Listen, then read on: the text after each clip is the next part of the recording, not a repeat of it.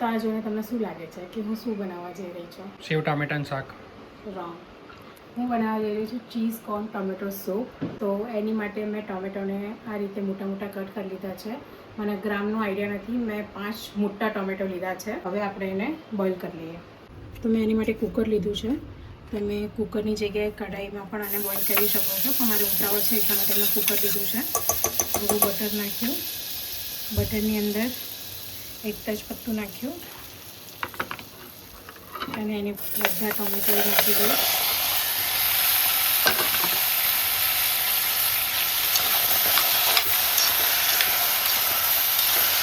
Mix કરી દો.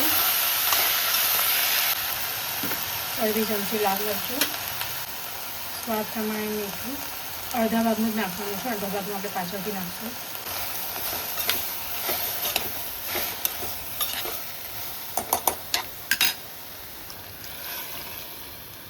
આની અંદર મેં 1 ગ્લાસ જેટલું પાણી નાખ્યું. બાકીનું પાણી ટમેટો છોડશે, એટલા માટે હું વધારે પાણી નથી નાખી રહી. કુકરને બંધ કરી પહેલી સીટી આટલા મીડિયમથી ફૂલ ફ્લેમ પર અને બાકીની 2 સીટી એકદમ ધીમાથી મીડિયમ ફ્લેમ પર મારવાની છે આપણે. હવે આપણે સૂપને વઘારી લઈએ. એની માટે મેં 1 ચમચી જેટલું બટર લીધું છે. એની અંદર હું અડધી ચમચી જેટલું લસણ નાખું છું. લસણ સંતળાઈ ગયું છે એટલે એક ડુંગળી છે મેં સમારી લીધી છે, એ નાખી દઉં.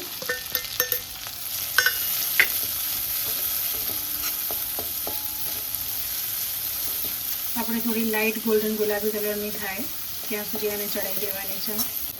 આપણી ડુંગળી સંતળાઈ ગઈ છે. હવે આપણે આની અંદર જે આપણે ટોમેટો બોઇલ કર્યા હતા એ પાણી સાથે નાખી દેવાનું છે.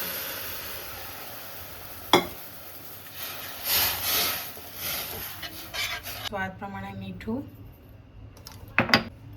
1 ચમચી જેટલું કાશ્મીરી મરચું નાખ્યું છે.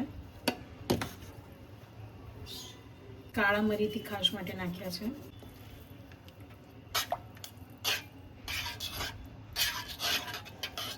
અત્યારે આપણે બેઝિક મસાલા નાખ્યા છે. પછી જ્યારે આપણે એને ક્રશ કરીને ઉકાળીશું એ વખતે આપણે સ્વાદ પ્રમાણે પ્લસ માઇનસ, મતલબ એ વખતે આપણને કંઈ ઉમેરવા જેવું લાગશે તો નાખી દઈશું.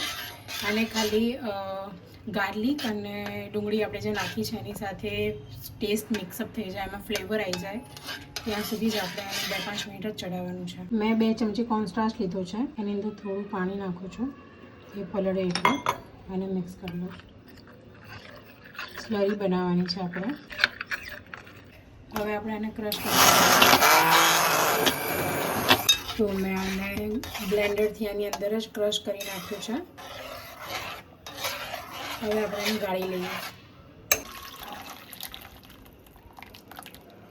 તો આપણે આને આવી રીતે, તમારી પાસે કોઈ પતલી હોય તો એનાથી બી ગાળી શકો છો, ઝીણી જાળી હોય તો એનાથી પણ ગાળી શકો છો. મારી પાસે આ જાળી હતી તો મેં આનાથી ગાળી લીધું છે.